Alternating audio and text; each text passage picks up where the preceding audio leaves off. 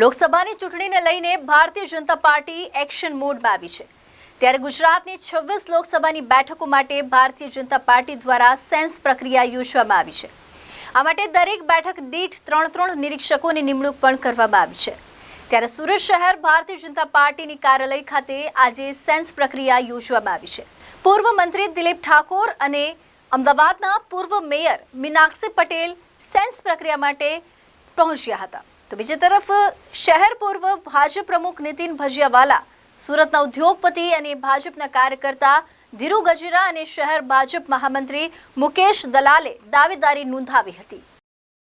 લોકસભાની ચૂંટણીને લઈને ભારતીય જનતા પાર્ટી એક્શન મોડમાં દેખાઈ રહી છે। ત્યારે ગુજરાતની 26 લોકસભા બેઠકો માટે દ્વારા સેન્સ પ્રક્રિયા હાથ ધરવામાં આવી છે।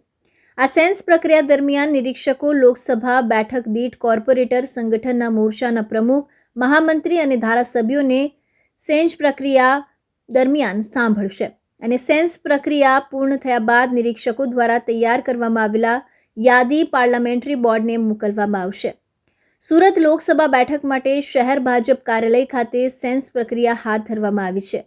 સુરતમાં પૂર્વ મંત્રી જયસિંહ ચૌહાણ, પૂર્વ મંત્રી દિલીપ ઠાકોર અને અમદાવાદના પૂર્વ મેયર મીનાક્ષી પટેલ નિરીક્ષક તરીકે સુરત શહેર ભાજપ કાર્યાલય ખાતે પહોંચ્યા હતા। તો બીજી તરફ સુરત શહેર ભાજપ મહામંત્રી મુકેશ દલાલ, સુરત શહેર પૂર્વ ભાજપ પ્રમુખ નીતિન ભજીયાવાલા અને સુરતના ઉદ્યોગપતિ અને ભાજપના કાર્યકર્તા ધીરુ ગજેરાએ દાવેદારી નોંધાવી હતી। દાવેદારોના સમર્થકો પણ આ સેન્સ પ્રક્રિયામાં જોડાયા હતા અને નિરીક્ષકો દ્વારા દાવેદારોના સમર્થકોને સાંભળવામાં આવી રહ્યા છે અને ત્યારબાદ જે યાદી તૈયાર કરવામાં આવશે તે યાદીને પાર્લામેન્ટરી બોર્ડને મોકલવામાં આવશે। અમને ત્રણોના નિરીક્ષક તરીકે સુરત આજે મોકલેલા છે। પ્રક્રિયા સેન્સ લેવાની પ્રક્રિયા ચાલુ કરી દીધી છે। આ પ્રક્રિયામાં સુરતના જેટલી વિધાનસભાની અંદરથી જે કોઈ ઉમેદવારો હોય અથવા તેમના માટેનું તરફદારી કરતા હોય એવા મોરચાના, સંગઠનના, કોર્પોરેટરો અને જુનિયરો, સિનિયરો સંગઠન બધા દ્વારા અમે મળીશું, એમનો અભિપ્રાય લઈશું।